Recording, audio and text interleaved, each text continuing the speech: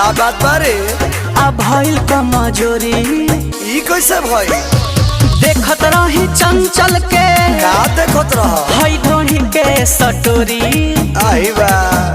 कोनो दे द उपाय नहीं हमके बुझाए ई दवाई खाती कए गो जिला गइनी तोरा चक्कर में वीडियो